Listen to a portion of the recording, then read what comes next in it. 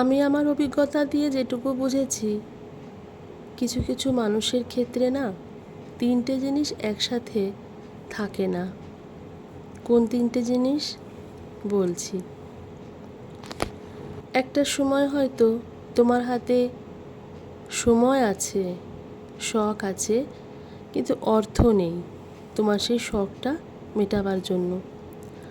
আবার কখনো কখনো তোমার কাছে অর্থও থাকবে, শখ থাকবে, কিন্তু তোমার কাছে সময় থাকবে না সেই শখটা মেটানোর জন্য।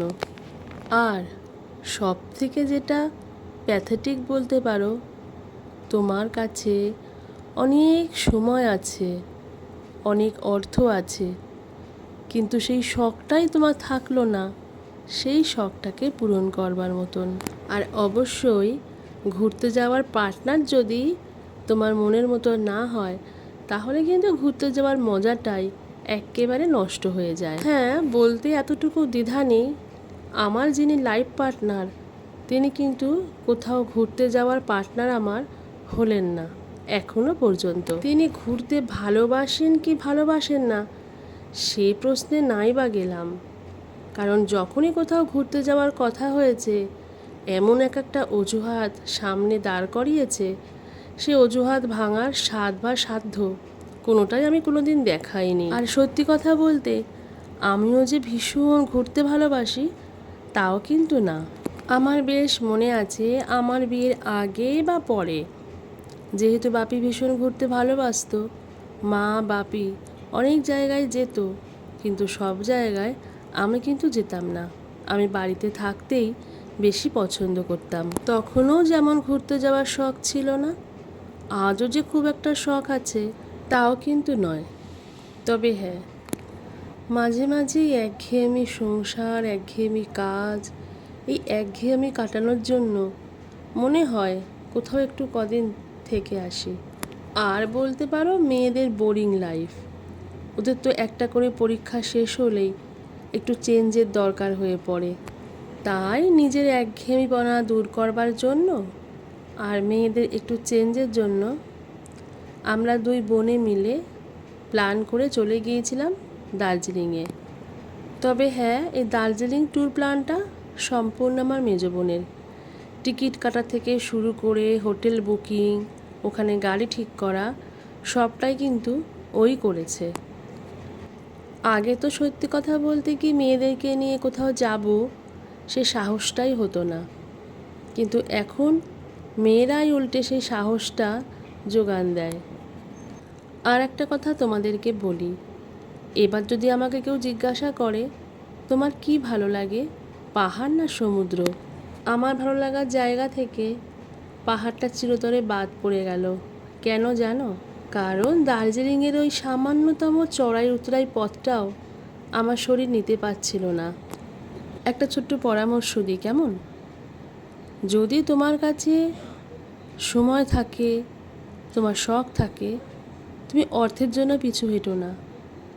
যে কোনোভাবে ম্যানেজ করে যে যে জায়গাগুলো ঘোরার ইচ্ছা সব ঘুরে নাও। আর মনের ইচ্ছা যদি প্রবল থাকে, তখন শারীরিক প্রতিবন্ধকতা একটু আধটু থাকলেও সেই ইচ্ছাটা পূরণ করাই যায়। যেমন দার্জিলিংয়ে গিয়ে আমি মহাকাল মন্দিরে গিয়েছিলাম।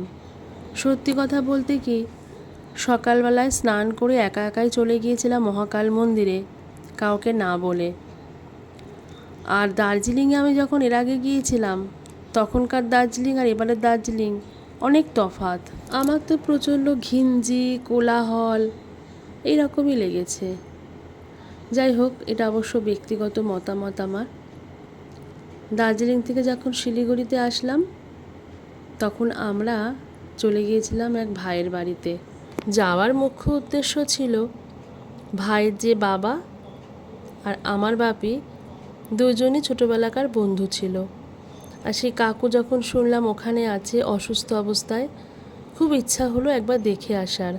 আর আমাদের মেয়েরাও কিছুটা হলেও মামার বাড়ির স্বাদ, মামার বাড়ির আনন্দ সবটাই কিন্তু পেল। আর অসুস্থ ভাইয়ের বউর পরম যত্ন করে রান্না করলো, আর মাসি মানে ওর মা পরম যত্ন করে আমাদেরকে পরিবেশন করলো সেই খাবার। মনেই হচ্ছিল না যে এখানে কোনো রক্তের সম্পর্কই নেই। প্রায় 2 দিন ওখানে থেকে আবার মহানন্দা পেরিয়ে আমরা চলে আসলাম বাস স্ট্যান্ডে। কারণ ওই যে সময় নেই, অর্থ আছে, শখ আছে, সময় যে নেই। কাজটা যদিও ক্ষুদ্র করি, কিন্তু এই কাজে দায়িত্ব যে অনেক, আর সেই দায়িত্বের মায়াজালে অল্প ছুটি নিয়েই চলে গিয়েছিলাম। আর একটা মজার জিনিস তোমাদেরকে বলি, ঠিক যে বাসটায় আমরা গিয়েছিলাম ফেরবার সময় দেখলাম সেই বাসটাই আমাদের জন্য দাঁড়িয়ে আছে। এবারের মতন অর্থ, সময়, শখ তিনটে সামঞ্জস্য রেখে দার্জিলিং ট্যুর করে বাড়িতে ফিরে আসছি। ফোনের স্টোরেজ ফাঁকা করার জন্য ভিডিওগুলো ডিলিট করবার দরকার ছিল, তাই ছোট্ট করে একটা ব্লগ করে তোমাদের সাথে ভাগ করে নিলাম। কেমন লাগলো অবশ্যই কমেন্ট করে জানিও। আমার পাশে থেকো, ভালো থেকো, টাটা।